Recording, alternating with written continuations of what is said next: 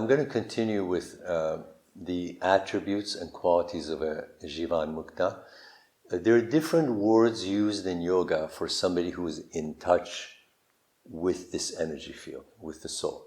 Like Siddha. Siddha is somebody who has crossed over from social personality and can make regular contact with the energy field that is providing life. What I really mean is soul, higher self, your energetic self, not your physical self. A Jivan Mukta is basically somebody who's achieved freedom. Freedom from what? The way I interpret it, your subconscious mind is controlling 80% of everything in your life. Why? All of your habits, all of your beliefs, all of your knee-jerk reactions, any defensiveness, all of your primary emotions from the time you were little. All of that is stored in your subconscious mind.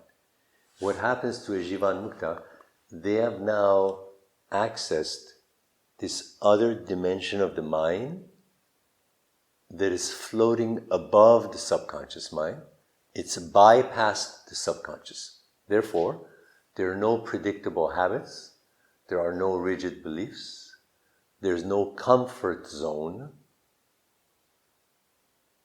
And also, if you have no habits, you are meeting this moment face on. So start from there.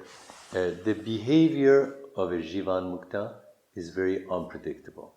That's why these high beings, or whatever you want to call them, you can call them a saint, you can call them unusual characters, you can call them gifted, spiritually gifted people. They are very misunderstood.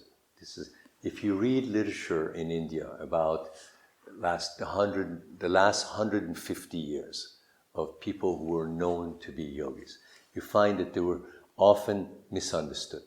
And the reason is, if you are an individual that doesn't have predictable habits, you don't have set forms of behavior, your diet is not strictly predictable, and you don't necessarily conform to the rules set by the Ministry of Justice in your country.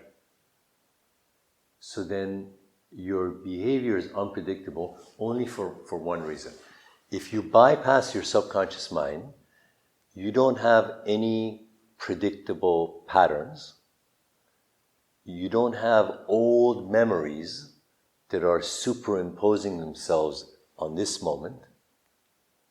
And therefore, you are responding exactly to the needs of this moment. So just to be more practical, a funeral, a wedding, and a birthday party have different needs.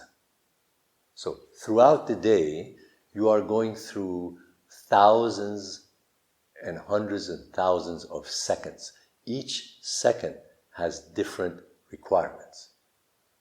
If a cobra snake comes up to you, that's one circumstance.